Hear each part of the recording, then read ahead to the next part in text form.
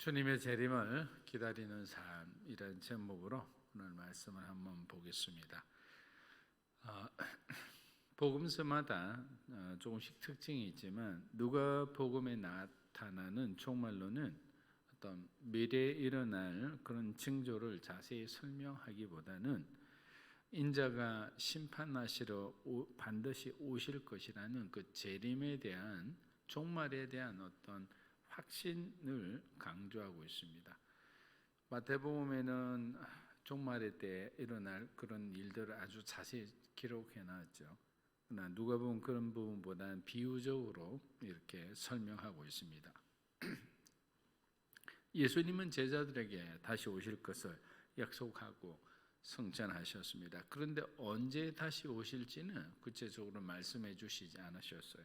그렇기 때문에 우리들은 언제가 될지 모르는 그날을 바라보고 그날을 기다리며 살아가야 하는 성도들입니다. 만일 기다림에 실패한다면 우리들에게 주어질 영원한 이 인생을 잃어버리고 마는 것이죠. 결국 삶의 우선순위를 우리가 세워서 살지 않으면 영적으로 패배할 수밖에 없죠. 삶의 우선순위란 무엇인가? 예수 그리스도가 주인 되는 삶이죠. 예수 그리스도 중심으로 살아가는 삶, 주님과 함께하는 삶이 우리 인생의 가장 중요한 것이죠. 그리고 주님이 말씀하신 것을 순종하는 삶, 하나님이 우리에게 명령하신 것을 지켜내는 삶, 이런 것들이 다 삶의 우선순위라 말할 수 있습니다. 누가복음 12장 우리 35에서 37절 한번 읽어보겠습니다. 항상 허리에 띠를 두르고 등불을 켜놓아야 한다. 마치 주인이 결혼잔치에서 돌아와 문을 두드릴 때 곧 열어주려고 대기하고 있는 사람들과 같이 되라. 주인이 돌아와서 종들이 깨어있는 것을 보면 그 종들은 복이 있을 것이다. 내가 진실로 너희에게 말한다. 그 주인은 허리에 띠를 두르고 그 종들을 식탁에 앉힌 다음 37절 보면 예수님이 제자들에게 행하신 그 모습이 여러분 떠오르시죠. 마지막 최후의 만찬 전에 예수님께서 제자들을 발을 씻어 주시고 그리고 그들을 정성껏 사랑해 주시는 그런 모습들입니다. 그래서 올바른 종, 정말 하나님 주인의 말씀에 순종하는 그런 종들에게는 주인이 직접 그를 존귀하게 여겨주신다라는 거죠.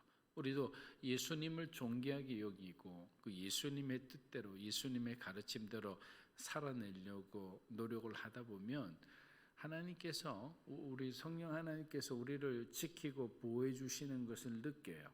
어렵고 힘든 순간에도 넘어질 수밖에 없는 그런 환경 속에서도 내 마음 가운데 평안을 주시고 또 정말 끝까지 하나님 주신 그 소명을 다할 수 있는 그런 어떤 용기를 주시는 겁니다. 그런데 그렇게 주인의 말에 순종하지 않고 자기 뜻대로 살아가는 사람들에게는 항상 거기는 이제 소위 폼이 무너지는 거죠. 여러분 폼이라는 단어가 있잖아요. 저도 우연히 이제 축구 중계를 보면 폼이 좋다, 폼이 안 썼다 이런 말을 자주 하거든요. 근데 이 폼이라는 것은 일정 기간 동안에 그 사람이 일관되게 유지하는 컨디션을 말합니다. 그래서 A라는 사람이 요즘 폼이 좋다라는 것은 지금 그 사람이 어느 기간 동안에 계속 상태가 좋은 상태를 유지하고 있다 이런 거죠. 그리스도인들에도 폼이 중요한 거죠. 하나님을 향한 그 신앙을 얼마나 잘 유지하고 살아가느냐. 근데 그리스도인들의 그 폼을 잃어버리게 되면 세상 사람들보다 못하게 돼요. 세상 사람들처럼 살아가는 거죠. 세상 사람들처럼 생각하는 거죠. 판단하고 행동하는 거죠. 그렇기 때문에 그리스도인에게 주어진 우리에게 딱 맞는 폼을 우리는 지키려고 노력을 해야 되는 거죠. 어떻게 해야 됩니까? 하나님 앞에 끊임없이 기도한 말씀 가운데 여러분이 영성을 관리해야 되죠. 이 영성을 잃어버리면 상처만 남게 돼요. 아픔만 남게 되고 나 자신 내 자아만 남게 되는 거예요. 근데 만약에 영성을 우리가 유지하고 있다면, 그 폼을 유지하고 있다면 어떤 것이 들어도 이 내가 갖고 있는 영성의 폼이 사방에서 오는 여러 가지 유혹과 뭐 여러 가지 어떤 시험을 다 이겨내게 해주는 거죠. 여러분의 폼을 잃지 않고 정말 믿음으로 하나님을 향해 전진하시기를 주의 이름으로 축복합니다. 자, 주님의 제자는 하나님의 종으로 부르심을 받은 사람들이죠. 종은 직무를, 자기에게 맡겨진 직무를 충성스럽게 감당할 때 그 영광을 누립니다. 그래서 기독교, 특히 이제 복음의 핵심은 뭐냐? 순종이거든요. 하나님의 말씀에 순종하는 거예요. 하나님의 뜻에 순종하는 거예요. 예수님이 가신 길에 순종하는 거예요. 근데 순종이 죄송합니다. 순종이 없다면 우리의 삶에 성령의 열매는 맺혀지지 않죠. 성령의 열매라는 것은 뭐냐면 하나님의 말씀에 대해서 내가 반응할 때 그것이 열매로 맺혀지는 거죠. 근데 우리가 반응하지 않고 내 뜻대로 내 생각대로 하나님 아직도 나는 이걸 원하는 건데 하나님 왜 자꾸 다른 것을 주세요? 하나님 내 형편과 내 상황을 아시면서 왜 자꾸만 다른 말을 하세요? 그런 어떤 내적 갈등 가운데 여전히 우리가 머물러 있으면 안 되죠. 그런 갈등을 할 수는 있어요. 그러나 머물러 있어서는 안 되는 거예요. 머물러 있다는 건 아무것도 하고 있지 않다는 거예요. 기도도 하지 않고 말씀도 안 보고 하나님께서 주시는 깨달음을 받아들이지도 않는다는 거죠. 그러면 영적으로 성장하지 않죠. 무방비의 삶을 사는 거예요. 성벽이 무너진 것처럼 여러분의 집을 둘러싸고 있는 그 벽돌이 다 무너진 상태죠. 언제나 오고 갈 수 있는 거예요. 마귀가 굉장히 위험한 상태죠. 본문에서 주님이 말씀하신 것처럼 이제 주인이 문을 두드리자마자 지체하지 않고 바로 문을 열어준다는 것은 이 종이 깨어 있는 종인 거예요. 폼이 살아있는 종이죠. 언제라도 주인이 돌아올 것을 대비하고 있는 종이죠. 여러분 잘 알다시피 유대인의 결혼은 거의 일주일 정도 하죠. 그러면 종이에게 부탁하고 집안의 살림을 부탁하고 이제 갔다 올 거 아니에요. 갔다 오는데 종이 3일 만에 올지 4일 만에 올지 일주일 꽉 채울지 일주일 채우다가 또 거기서 또 좋은 사람들하고 만나서 또 이렇게 회포를 푼다고 더 이상 더 시간이 지나서 올지 몰라요. 아무도. 그래서 수석 종에게 딱 맡겨놓고 나 대신 나처럼 관리하라 라고 부탁을 했는데 그 사람이 어떻게 관리하느냐에 따라서 주인의 칭찬을 받거나 아니면 주인의 야단을 맞겠죠. 여러분 빌 하이벨스 목사님이 지은 책 중에 아무도 보는 이 없을 때 당신은 누구인가 뭐 이런 제목의 책이 있습니다. 아무도 보는 사람이 없을 때 너는 누구냐? 너의 진짜 모습이 누구냐? 신앙인이냐? 아니면 넌 정말 세상을 좋아하는 사람이냐? 교회 와서 거룩한 척하는 그 모습이 진짜 네 모습인가? 세상에서 보여지는 모습이 너의 모습인가? 여러 가지 가면을 놓고 이제 진짜 네 모습이 뭔가 그걸 묻는 거거든요. 그분도 그렇게 생각했겠죠. 자기는 세상에서 가장 유명한 목회자 중에 한 사람인데 아무도 없을 때 자기 안에 여러 가지 내적 갈등들, 누구한테 말하기 힘든 그런 어떤 부끄러운 어떤 그런 마음들, 뭐 이런 어떤 것들이 계속 자기를 괴롭히고 힘들게 하자. 우리의 모습이 사람들에게 비춰지는 모습이 전부가 아니다라는 것을 느끼게 되는 거예요. 우리는 끊임없이 우리 안에 또 다른 어떤 그늘진 모습, 어둠의 모습, 이런 모습들이 있다는 것을 인정하고 하나님 앞에 나아가야 되죠. 하나님 정말 거룩하고 성결하고 정결하고 주님의 말씀에 정말 합당하게 그렇게 살아갈 수 있는 그런 어떤 내 모습을 찾게 해달라고. 그렇지 않으면 우리는 여전히 이중, 삼중 어떤 인격 속에서 자기 자신의 영적 정체성을 잘 모르고 방황하고 살죠. 이 모습도 여러분의 모습이고 저 모습도 여러분의 모습일 수 있어요. 그러나 하나님이 가장 기뻐하시는 모습이 무엇인지를 찾고 그 모습에 올인을 해야 되는 거죠. 그런데 우리는 이 모습도 붙들고 싶어요. 왜? 세상 가서 잘 노는 내 모습, 세상 사람들을 잘 속이는 내 모습, 그래서 그로 인해서 돈 버는 이 모습, 그 모습도 내가 가지기를 원하는 거죠.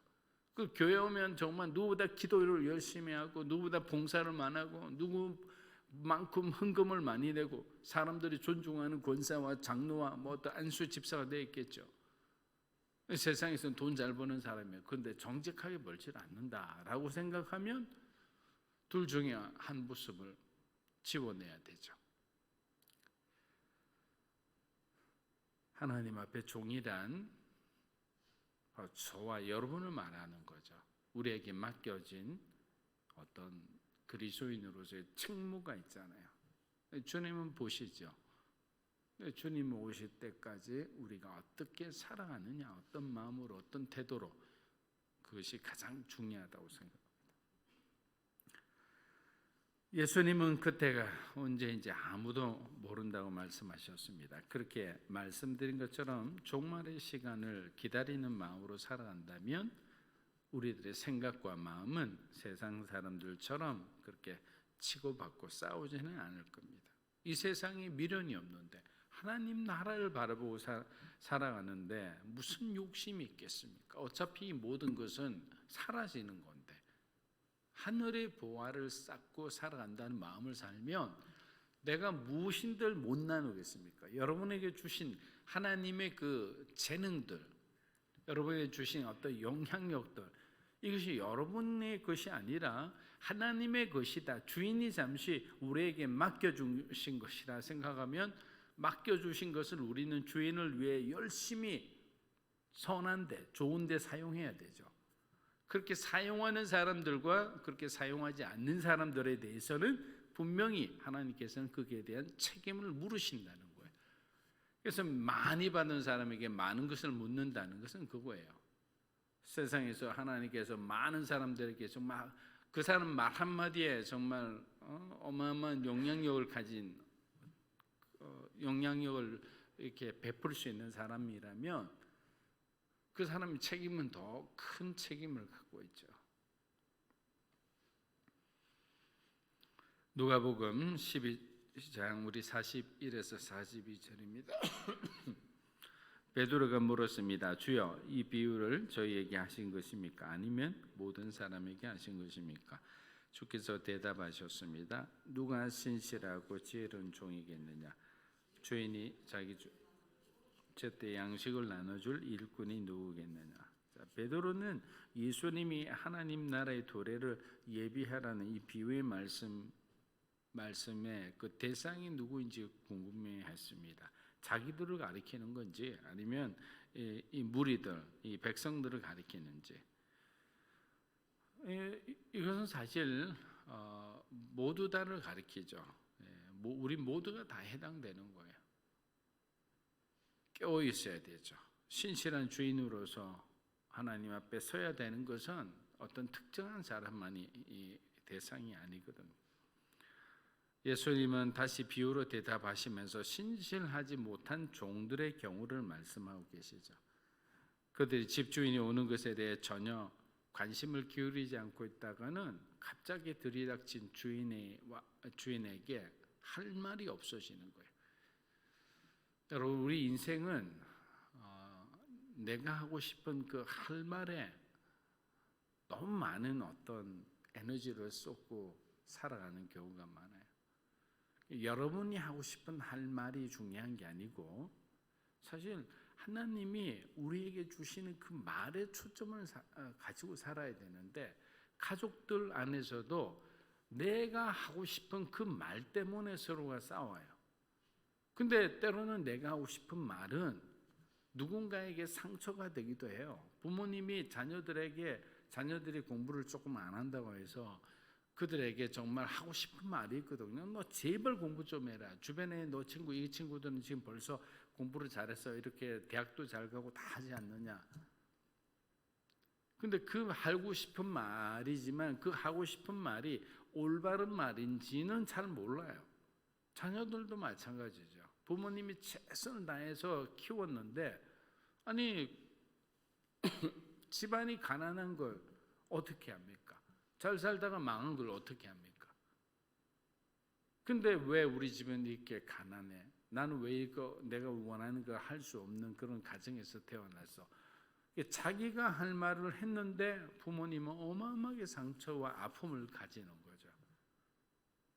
사랑하는 여러분, 여러분이 하고 싶은 말을 다 할 수 있는 게 아니에요. 그러다가 서로가 그냥 찌르고 상처 줄 수밖에 없는 거예요. 그래서 우리는 지혜로운 자는 뭐냐? 하나님이 그 순간에 하시고자 하는 말을 우리가 그대로 대변하는 거예요. 엄마 사랑해, 아빠 사랑해. 엄마 아빠가 정말 우리를 사랑해 주셔서 우리가 뭐 불편한 것도 있었지만 이 불편함을 조금도 느끼지 못하고 살아왔다. 그런 말을 딱 하면 엄마 아빠가 늘 미안하게 생각하던 그 부모님의 마음이 얼마나 감동이 있겠어요. 눈물이 흐르는 거죠. 그럼 그 말 한마디로 온 가족은 더 이렇게 돈독해지고 하나가 되는 거예요. 여러분 절대로 자기가 하고 싶은 말은 절제하시기를 바랍니다. 하나님이 여러분을 통해 하시는 그 말씀의 통로가 되기를 주의 이름으로 축복합니다. 사랑하는 여러분, 제가 여러 번 말씀드렸지만 우리는 하나님의 때를 따라 살아가는 사람들입니다. 하나님께서 우리를 빛나게 하실 때도 있지만 우리를 어둡게 하실 때도 있어요. 다 훈련 과정이 있습니다. 오르막길 있으면 또 내리막길이 있고 또 높은 봉우리 위에서 여러분들이 세상을 바라보며 자랑하고 뽐내는 시간이 있으면 헤어나지 못하는 깊은 계곡 속에서 헤매고 이렇게 고난당할 때도 있는 거예요.